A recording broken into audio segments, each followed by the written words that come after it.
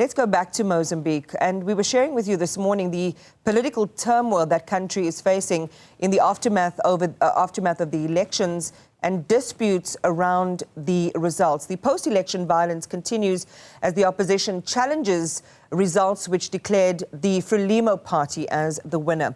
The opposition has called for a mass protest dubbed the Freedom March. So let's talk about some of the political developments and implications in Mozambique.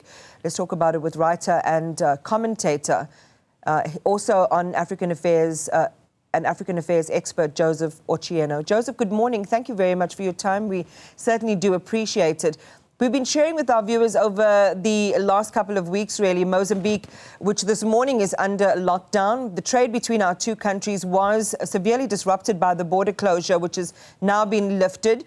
But inside Mozambique, our reporters talking to us about fear, about uncertainty. Opposition leader Venancio Mondlane is challenging the election results that declared Frelimo's Daniel Chapo as the victor with 70.67% of the vote. Mondlane is arguing that the 20% or so awarded to him was a result of electoral fraud. So let's start with the seriousness of that and the potential credibility of that claim and scope to have it dealt with inside the country. Thanks for having me, Imani. As I reflect and as we listen to and watch the story before this on the 77-year-old, I dare say that this continent in whole, I think, needs to go for some kind of physical feat. We need to have some kind of exercise to ensure that we keep fit as a continent. I think it's extremely shameful, really, some of the things that are happening on this continent, and in this case, particularly in Mozambique. If you look at the figures and you basically do statistics, you will possibly argue that it's very difficult for the 20% variation to be compared with 70%, and where's the gap?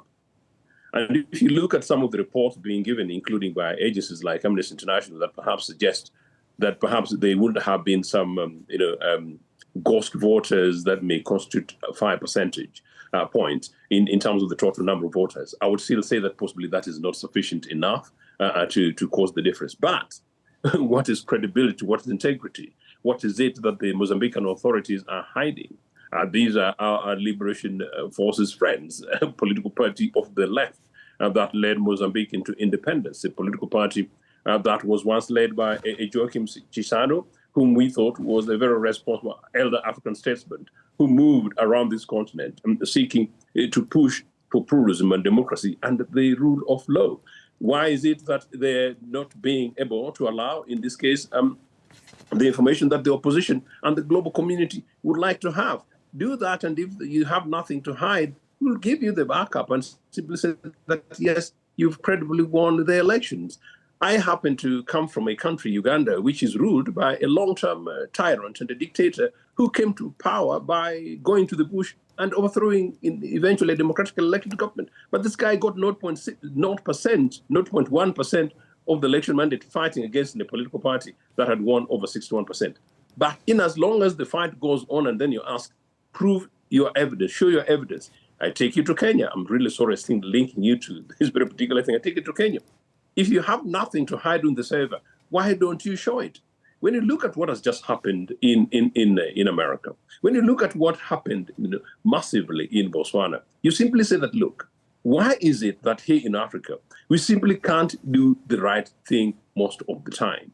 What is it that the Frelimo party, which is, as I said, an established independent political party with a reasonably decent track record there, your neighbors, what is it that the Electoral Commission are hiding and that the authorities organizing elections cannot just do it enough to make sure that there's confidence in the citizens? Yeah. But quickly. Joseph, I want to come in there because you've peppered that first response with so many different things that actually warrant individual questions. For example, the history of Frelimo in that sort of post-liberation moment. And we see this as an existential question that a number of post-liberation movements are facing when they transform from that into political parties. We've had it just recently here with South Africa and the ANC. But maybe just because you've mentioned it, let's go back into that point and subject this to a historical lens. Frelimo leading the independence of the country from Portuguese rule. Then it governed until a brutal civil war between 1977 and 1992, mainly between Frelimo and Renamo. Then you had multi-party elections in 1994 with Frelimo at the helm of government until now. Tell us more about that history and how it shapes what we are seeing today, particularly when you think that Renamo has now also joined forces with Mondlane's Podimo. And that's actually important, yes. And Frelimo, as the liberation movement in Mozambique, massively popular, massively backed by people like us, and predominantly left-leaning progressive political organizations that were then, fighting against apartheid South Africa. Mozambique lost its leader in a manner in which is almost certainly the case that he was assassinated by external forces. This, if they mobilized and organized around the ideological foundings of politics of the left, that is simply said that, look, we've reclaimed our country, gained our independence, and we want to fight not only for democracy and rule of law, but for deliverables. That's why I was giving you the nuances of the lady story in South Africa. Now, Renamo fought back and backed by basically forces that most Africans should not support. Renamo, to their credit, decided to go democratic. They've been an organized democratic opposition. And I was wondering, maybe if they had not split, would they have done better? Interestingly, they lost about 40 seats. They lost about 40 seats, I think, 20 or 40 seats. But on the other, this new party of Mondlane manages to garner up to 31 seats. And I was wondering, is it the division of the opposition or is it the message? Just like in your South Africa, the opposition parties, particularly backed by forces that were predominantly seen as anti-Africanist, as it were, I don't want to go into the details, would possibly be nice for them to mobilize and organize around issues that affect ordinary people. Now, it would appear that in this case, the new arrival on the scene seemed to have done that. Now, how much could you take the allegations that they won up to 53% of the vote, versus the 20% as a lay? How much is it the case that they got 138 seats versus about the 20 or so that is allegedly 31 of their part, which is given to them? It's neither here nor there. But look, I think the challenges of transition from liberation movements to democratic political organizations is a big issue. In Tanzania, the element of stability continues within the internal political organization. Fine. In Mozambique, we've seen changes at the helm, but not changes at the political infrastructure. In South Africa, the arguments are in there, which are neither here, there, nor there. We don't want to go into them. But actually, the war in Mozambique has been so vicious. Mozambique and Angola, the wars were so vicious that it really takes common sense for people who are survivors of this, including people like us who were little children and watched some of these other things. Yeah. We want to see an element of stability. We want to see an element in which perhaps let there be an openness. And then as I say, I would not, personally for me, I'm ideologically left. I would not necessarily support a political organization of the right. But let them give us a try. If it is the case that they won elections, let them have the opportunity to win. My point at the moment is that the figures possibly don't add up, but the allegations, as it were, are such that if they're not credibly addressed, yes, young people, particularly in the streets, have got a right to say no. But the quick last one on this one also, it's extraordinary that the turnout in election, which is so crucially important, and that's what makes me wonder on Africa. Is it the case that we need to go back to the drawing board and begin to remobilize, particularly the younger population, and make sure that people go out to vote, like Obama said, although it didn't work out for him on this occasion, that make sure that you go out and vote.